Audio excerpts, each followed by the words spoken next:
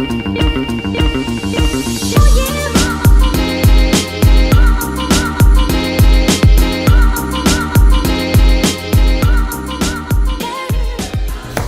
bonjour à tous et bienvenue dans cette nouvelle vidéo où je suis accompagné de Jean-Régis. Jean-Régis que vous devez connaître si vous habitez à Toronto, c'est le chef cuistot et le cofondateur du restaurant Le Baratin.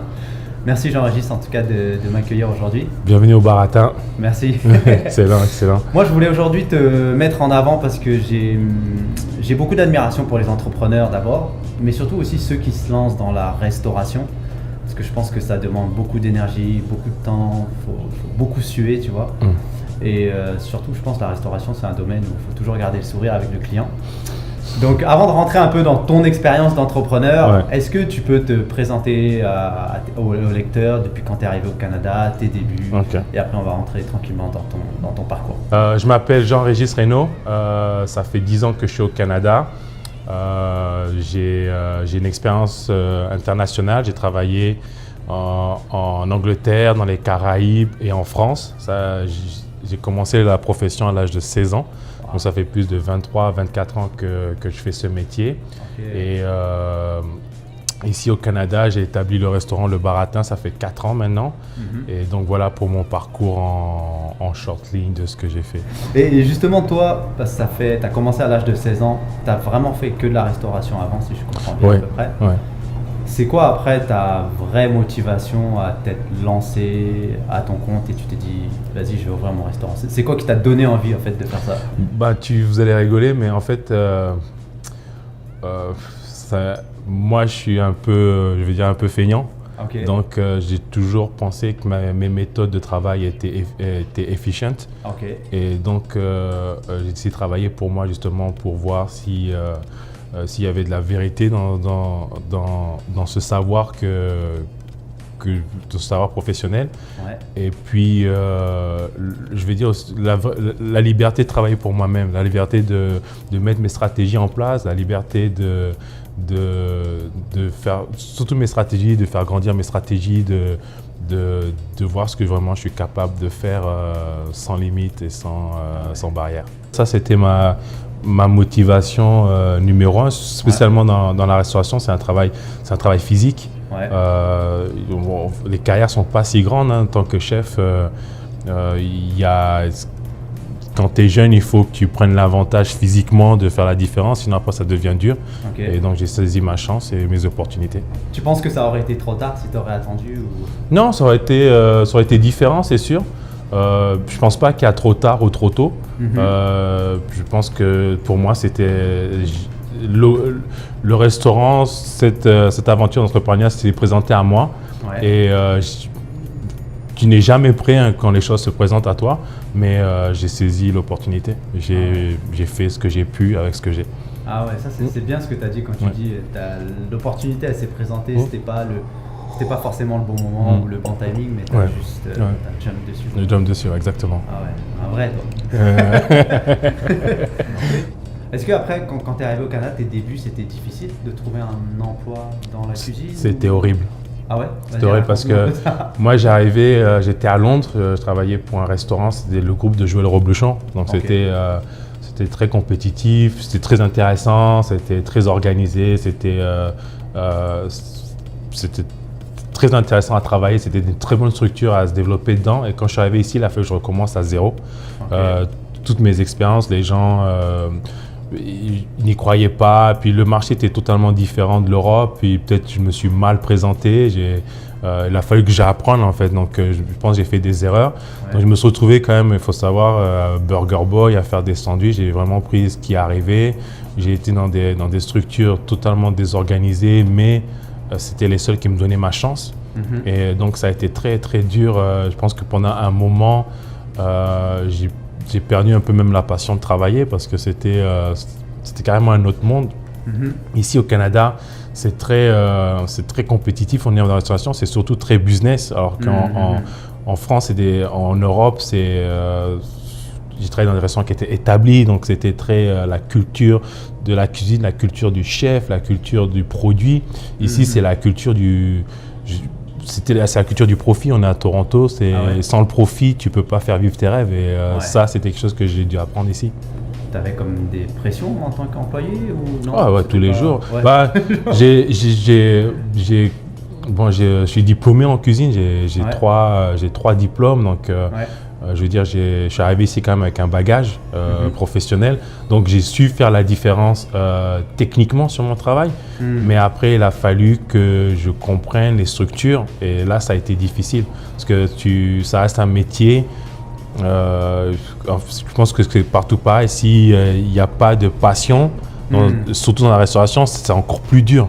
Ouais. C'est très dur de venir et dire ok, je vais cuire ça et je vais le faire, je rentre chez moi. Pour moi, c'est c'est quasiment impossible. Ouais. Il y en a qui peuvent, moi, ça sert à rien de se lever tous les matins à 7 heures pour venir pour faire un truc qui t'intéresse pas à rentrer chez moi. Mais je me suis retrouvé dans ces conditions et j'ai fait avec. J'ai essayé de prendre ça comme un apprentissage, un enseignement de la culture canadienne. Ok, d'accord. Je pense qu'aujourd'hui, tu es en partenariat avec quelqu'un. Ouais. C'est vous qui vous êtes dit « il n'y a pas de resto français dans ce coin » ou comment, en fait, elle est vraiment venue, cette opportunité? Avec mon partenaire, on s'était parlé il y a peut-être 6 ans. Ouais. Mais il y a 6 ans, moi, j'étais encore dans les working permits, les visas. Je ne savais même pas si mon avenir allait être ici. En fait, j'ai dit « Écoute, moi, je ne sais pas si je reste au Canada. » je ne sais pas ce qui se passe avec mon visa, ça peut marcher, ça peut ne pas marcher. Donc, on avait déjà parlé, on avait fait des essais, ça n'a pas été concluant. Puis, dès que j'ai eu ma résidence permanente, on s'est reparlé, on a remis l'offre sur la table. Et puis j'ai dit, ouais, pourquoi pas. La structure était quasiment faite. Okay. Ce qui m'a plutôt intéressé, c'était la taille. Ici, c'est un 30 places assises. Au Canada, même partout maintenant, on parle en termes de places assises parce que le nombre de places a un effet sur l'organisation de la cuisine. Plus il y a de place, plus l'organisation est différente, moins il y a de place. Et c'est comme tous les business. Donc, un 30 places assises, pour moi, c'était parfait. Je pense que c'est quelque chose que je pouvais manager. Quelque chose c'est un petit espace, donc il y a une connexion plus proche avec les clients. Et ça c'était les points positifs. Après, d'autres aspects en termes de business. Et j'ai dit, ok, pourquoi pas. Tu voulais garder cette proximité avec les personnes? Oui, bien sûr. J'aime bien. J'ai travaillé beaucoup dans des grosses structures, des 100 places assises, c'est industriel.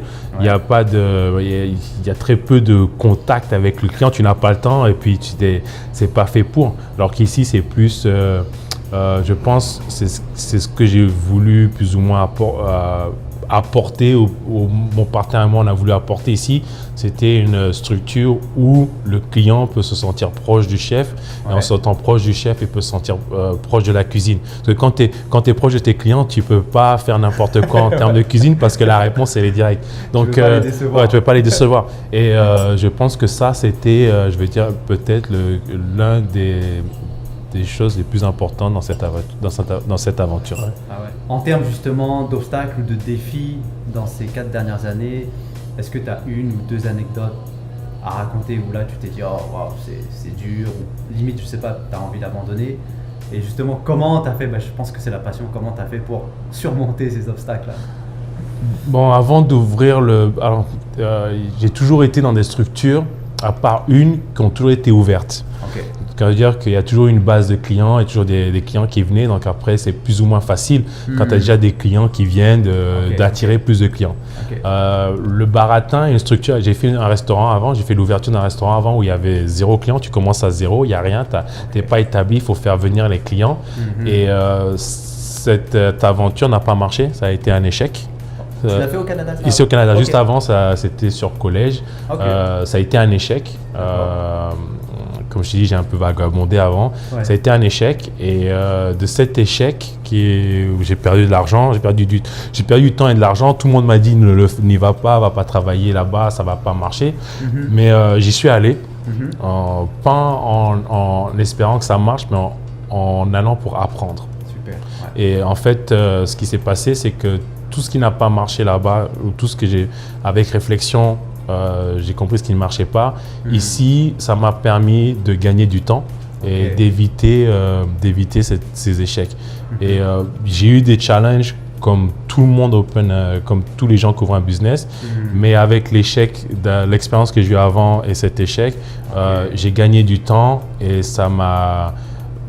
j'ai gagné du temps, j'ai gagné de l'argent et je veux dire, c'est presque une success story. Maintenant, ça l'est, mais au début, ça allait très très vite, mieux que ce qu'on appréhendait, basé sur les erreurs que j'avais fait avec l'autre restaurant. Ah ouais, parce que tu as pris cette expérience de 2 ans, entre guillemets, que certains peuvent voir ça comme un échec.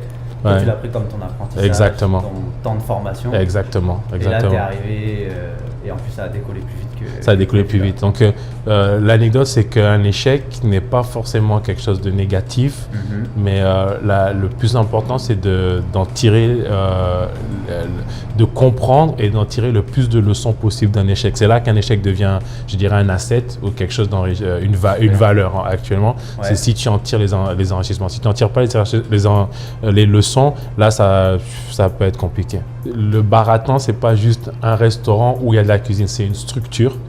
C'est un business où on a des gens qui viennent ici, qui travaillent. Moi, le premier, je suis employé ici. Et le but de cette aventure, c'est pouvoir aussi, chacun d'entre nous, que ce soit mes employés ou mon partenaire ou moi, de pouvoir aussi développer des choses à côté. Le baratin, c'est un outil de travail. C'est design comme un outil de travail pour nous tous. On doit respecter les règles pour que cet outil vive et pour chacun d'entre nous, on puisse développer d'autres projets. Le futur du restaurant, j'espère qu'on va survivre les générations, le temps qui arrive, c'est le but. Maintenant, à titre personnel, moi, je cherche à me tourner vers une industrie totalement différente. Je pense me tourner vers l'agriculture. C'est quelque chose qui m'a toujours intéressé. Donc, j'espère avec les années, avec ce que j'ai appris, à force de travailler les produits, il va falloir que je retourne à l'école et je pense que mon avenir, ça va être là, ça va être une autre industrie. Donc idéalement, le baratin puisse tourner sans toi et toi après te concentrer sur d'autres projets. L'idéal, oui. Ou que, on va dire, ce que j'ai appris du baratin m'aide à aller sur un autre chemin. Et là maintenant, on va finir un peu sur cette dernière question conseil. Imagine que là tu rencontres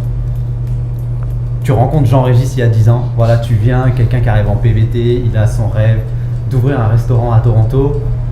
Franchement, un seul conseil là. Je sais pas pour lui dire, vas-y. Je dirais pas à Jean-Régis parce que je suis arrivé dans un état d'esprit de. Moi, dès que je suis arrivé, j'ai écrit mon business plan. La première chose que j'avais fait au Canada, j'ai écrit mon business plan. Je suis parti, j'étais en holiday permit et j'allais dans les banques pour leur demander des financements. Et donc,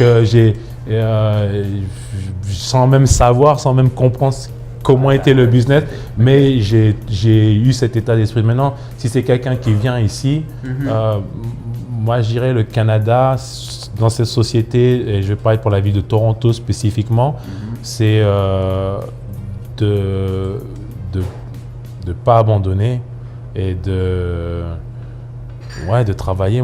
Moi j'ai toujours travaillé et jamais baissé les bras. Je sais que c'est facile à dire.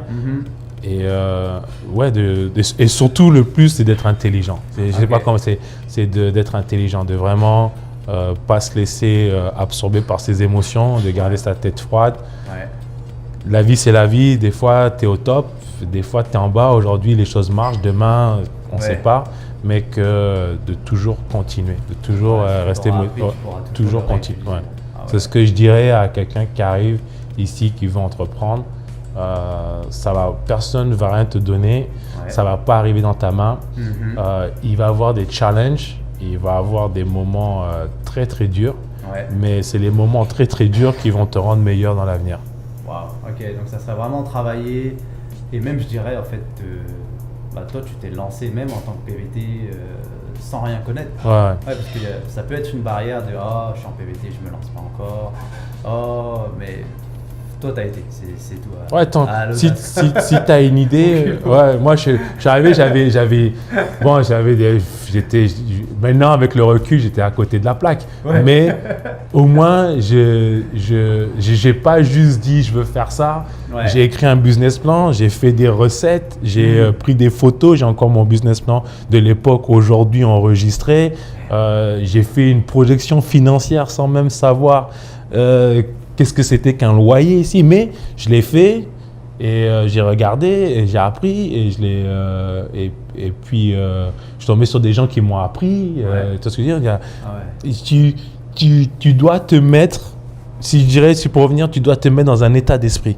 Ouais. Et je pense que c'est ça. Hier, je pensais à ça, comment tu définis le succès. Le succès, c'est pas une finalité, c'est pas un goal, c'est un état d'esprit. C'est un état d'esprit.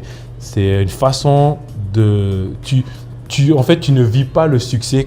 Quand je pense que tous les gens qui ont le succès ne vivent pas le succès. Ouais. Ils ont un état d'esprit de faire les choses qui font qu'ils ont le succès parce que tu vas voir le mec qui se lève le matin, tous les matins, il a une hygiène de vie, il travaille, il reste concentré il s'entoure de choses qui sont dans son intérêt, qui le font grandir. Il n'est pas éparpillé. Donc, c'est un état d'esprit plus que de dire je dois avoir le succès. C'est pas une finalité. Ça y est, j'ai ouvert mon restaurant, c'est fini. Ouais, non. C'est au quotidien. C'est au quotidien. Et ça se vit, exactement. Okay. C'est un état, ça se vit. Et en plus, plus tu vas le vivre, plus tu prends de l'âge, plus tu vas t'améliorer. Et plus tu vas voir encore que les choses s'améliorent. Parce que c'est un état d'esprit. Parce que moi, je connais des gens qui ont réussi, mais ils n'ont pas pensé au demain ou qu'est-ce qui se passe après. Et quand il se passe, qu'est-ce qui ça passe après, ils ne savent plus quoi faire et ça y est, c'est fini. C'est fini. Moi, mais les gens avec qui je travaille, je leur ai toujours dit, j'ai dit, le jour où je viens et je vous dis que c'est parfait, c'est le jour où vous devez chercher un autre travail. Parce que si tu viens et tu dis c'est parfait, c'est le jour où c'est fini. C'est jamais parfait. C'est toujours en constante amélioration. Il n'y a pas de finalité. Je pense qu'on va finir sur ça là. Succès, c'est pas une finalité, hein, ça se vit. Ça se vit, c'est un état d'esprit. Et en fait, c'est mieux de faire les choses, même, de toute façon, c'est jamais parfait. Je crois que les Anglais disent ça, it's better done than perfect, un truc comme ça, tu vois. Sûrement, non, c'est clair. Et par expérience, dans les restaurants, moi je travaille dans le restaurant, mais le chef il dit non, c'est parfait, on ne change rien. Et ils ont fermé. Dès qu'il vient, parce que plus personne ne change rien. Mais tu vis dans une société qui change constamment, donc si toi tu dis je change rien, c'est fini pour toi. Ok, d'accord. Bon, en tout cas, merci Jean-Régis pour avec plaisir, excellent. N'oubliez pas de vous abonner à la chaîne YouTube, les réseaux sociaux pour voir les autres vidéos, interviews, les autres success stories qui arrivent. Et puis, abonnez-vous, mettez un commentaire si vous avez envie de lancer un restaurant à Toronto ou dans une autre ville du Canada. Et on se voit dans les prochaines vidéos. Abonnez-vous et ce que tu fais, c'est super. Venez voir le baratin. Venez voir le baratin et ce que tu fais, c'est super. Je pense que c'est important. C'est important. C'est pas facile et c'est bon d'avoir des ressources et puis c'est important de laisser quelque chose pour les gens, pour n'importe qui veut savoir, comprendre et grandir. Super. Ok. Bon, merci Jean-Régis. Ça marche. Avec plaisir, Flacan. Bye bye. Salut.